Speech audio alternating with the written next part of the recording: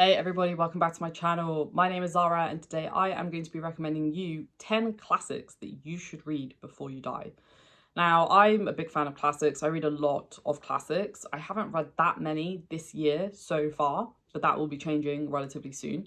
I've been reading a lot of fantasy actually, which is interesting because I've just been like in the mood for it quite a lot. But anyway, let's get started. I'm not going to talk about any definitions of classics. Some of these are going to be classics from like the 19th century. Some of them are going to be modern classics. You know, we don't have to be precious about the definition of what is classified as a classic. These to me are just books that are timeless and that, you know, in 100 years, when I'm long dead, these books will still be read and should be read by people because they're all good in their own ways. So without further ado, let's jump in. They are in no order. So, you know, there's no ranking or anything like that. It's just 10 books that I think you should read regardless. The first one is Pride and Prejudice by Jane Austen. An oldie but a goodie. Jane Austen has this wonderful ability to write stories about women, about family, about friendship, about the role of men and women in society, about the role of class in society. And she just has this wonderful ability to write stories that are incredibly compelling, that encourage us to get behind our main protagonists and root for our main protagonists, even though they're very complex individuals. And I just think that if you are new to Jane Austen or if you haven't read Pride and Prejudice is probably one of the best places to start just because it's obviously one of the most popular ones. But it's also just, I think, the most interesting character study of a female character. Like, I think Elizabeth Bennet is a fascinating character to analyze. Like, I identify with her quite a lot, and I have a feeling quite a lot of women identify with Elizabeth Bennet in many ways. But then there is this very wide range of other female supporting characters that are all compelling in their own ways, even the ones that are really annoying. They're still very compelling. So I feel like everybody can find a part of themselves in this story, which I think is very unique. The next book on my list is To Kill a Mockingbird by Harper Lee. Now, another oldie but a goodie, and I think everybody who has ever read this book can appreciate it for the thematic work. This is a book ultimately about race, and I think it's one of those books that really stuck with me when I read it. I read it in like a day because I was just so hooked, and I really liked the character of Atticus Finch. Atticus Finch is a character that has stuck with me over the years because he is a man who is trying to bring a degree of justice to the world in this book. You know, at the time that this book was written, race was a very polarizing topic. I mean, it still is today, let's be honest, but at least then, you know, it was kind of like the unspoken topic in many ways. And I just think Harper Lee covers this topic in a very sensitive way, whilst also not shying away from the brutality of racism in America. Even though this book is set in America, like, it very much applies to pretty much any other country where racism has been a huge problem. And let's be honest, I think that's the case in most, if not all, Western countries. Next on my list is A Movable Feast by Ernest Hemingway. I read this book last year and it's a book that I still think about. Very quick book to read.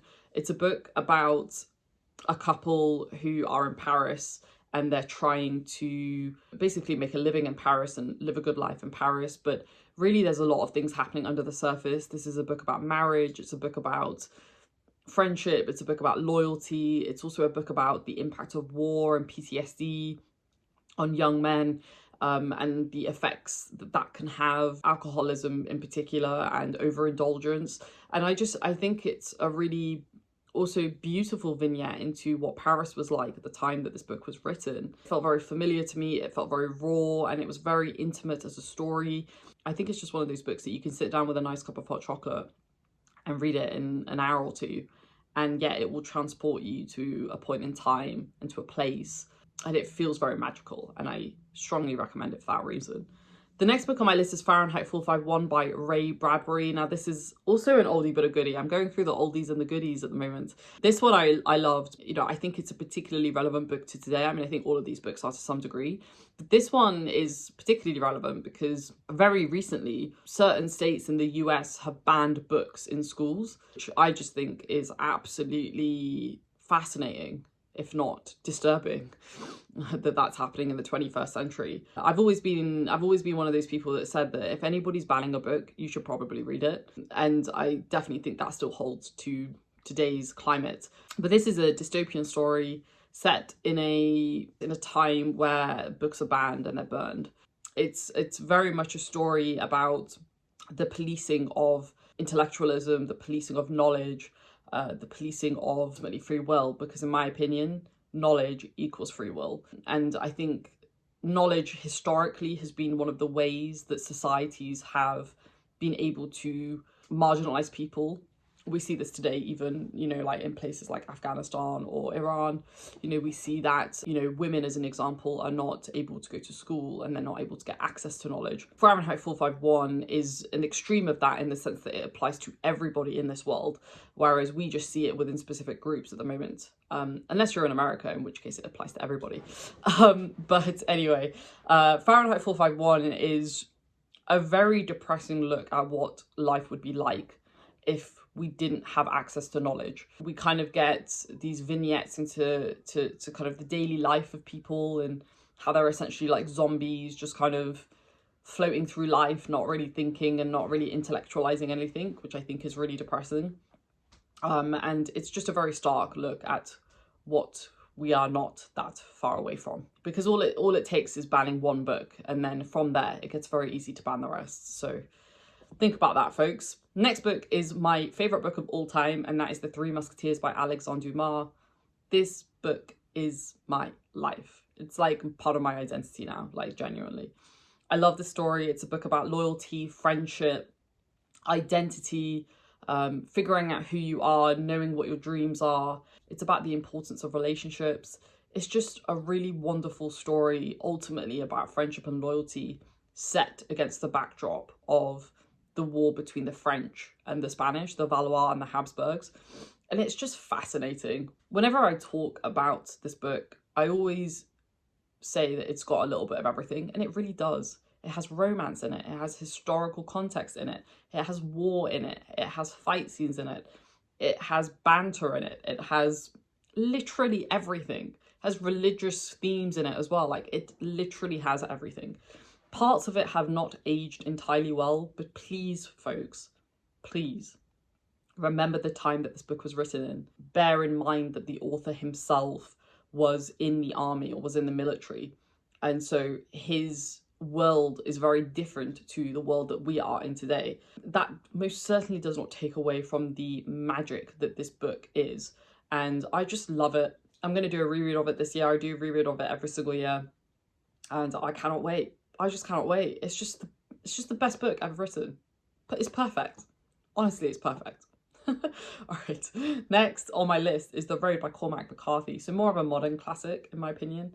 This is another dystopian story about a father and a son as they go on a journey through this kind of desolated wasteland. It's a very depressing book. It's not the easiest book to read, and Cormac McCarthy's writing style is very grim. It doesn't hold back. And, you know, I distinctly remember there's one part in the book, I think it's like towards the middle of the book, where we get this very vivid description of something that has happened. And not gonna lie, totally made me feel sick. But it's a book that I've always remembered. It's a book that's always stuck in my mind because of the stark reality of what happens when humanity kind of gets to its lowest point. What we as humans hold on to when we're at our lowest point. You know, there's always that little glimmer of hope. There's always that little glimmer that we are there for a bigger purpose than just to survive. And I think that's the beauty of the story, is that even though it's incredibly hopeless, there are these moments of peace almost, in the positive sense. And I think it's a book that will stick with you for a very, very long time if you give it a chance. Next on my list is Little Women by Louisa May Alcott. I love this book. Love, love, love this book. It's so good. It's a story about four sisters, and it's a story about how their relationships change as they get older and as they get married and as they have children, and how some of them are kind of fine with that life of getting married and having children, while others want to be independent and have a career and be a writer. And again, it's similar to Pride and Prejudice in the sense that It looks a lot at the same topics and themes. It looks a lot at the role of women in society, the role of the independent woman in society, and whether that should be a thing, and then also the role of marriage and family and how these dynamics interplay with each other. It's also got a lot of commentary on class as well, which I think is really interesting, because the family of the four sisters, they're not very wealthy, and yet they befriend a young man who's very wealthy, and the opportunities that he gets are as a result of not only him being a man, but also because he is of the upper echelons of society. And I think it's just fascinating. I also think Jo, one of the main characters, she's just wonderful. She reminds me of myself a lot. That's why I love that book so much, because when I read Jo's character, I was like, I feel heard. I feel totally heard. You know, life can't just be about this one specific thing. It has to be about more than that. And to this day, Jo's still one of my favourite characters, and I love her for it. Next on my list, we have Stoner by John Williams. I've raved about this book on my channel many a time now, for the past year or so. To me, it's just a book about what happens when we don't really tap into that kind of unrealized potential. And I think Stoner is somebody who has a lot of potential, but because he thinks of himself in a certain way, he's not willing to explore that potential, and it leads him down a path that is not great, to be completely honest. It's not a great path for him to go down. It's also a book about relationships as well. I mean, there's a lot of commentary on how he is with his work colleagues, to his wife, to his child. It's just a really interesting look at a man who could have been something but actively decided not to be, and the effect that that has on the people around him. It's a very sad book, but it's also one of those books that I think every single person will get something different from it. And I think for that alone, I think it's quite a personal book. And for that alone, I strongly recommend it. Next on my list, we've got two more. I have East of Eden by John Steinbeck. I've said before on my channel, John Steinbeck is a favourite author of mine. I don't think there are many authors like him who write in the way that he does. His prose is absolutely beautiful. It's the way that his writing is, it makes me very emotional in a way, which is interesting, because I've never said somebody's writing makes me emotional. Yes, there's maybe themes or characters that make me feel emotional, but I've never said that writing makes me feel emotional. Yet with East of Eden, I felt emotional throughout the entire book, just because there's this sense of solace, there's this sense of loss in a way, and it's a very sad book. It's about a family in Salinas, which I think is just outside of San Francisco. It's in California, and it's about their struggles. You know, it's just after the recession hits, the Great Recession hits, and it's about their struggles as a family as they try to survive. It's very emotional, it's very sad, the tone is quite grim, but not in an obvious way. There's these moments, there's these little glimmers of hope. I'm not going to say more than that because I don't want to spoil it, and I think it's one of those books that you should go into it knowing as little as you possibly can, because it's kind of like a family saga in a way. You'll get more out of it, I think, if you go into it with that expectation, but regardless, I strongly recommend it because it's just phenomenal. Last but not least, we have The Beautiful and the Damned by F. Scott Fitzgerald. This is my favourite Fitzgerald book that I've read today. I've read quite a few now. Everybody raves about The Great Gatsby, but in my opinion, The Beautiful and the Damned is so much better. Covers a lot of the same thing. It's about a man and a woman who get married. They get married very young, and it's about their quest to better themselves and to get into high society, and then the impact of being in that high society and what happens and how it impacts their relationship. I just loved it. I read it in one sitting, and I really liked the relationship between the two main characters that we follow and the way that their relationship changes over the course of the book. It's just a really interesting character study and a deep dive into marriage and what happens when you put yourselves in situations that are not necessarily helpful to your marriage. I loved it. I really loved it. 5 stars, 10 out of 10. Probably one of the books that gets least talked about that Fitzgerald has written, which is criminal because it's the best one that he's written, at least out of the 4 or 5 that I read now.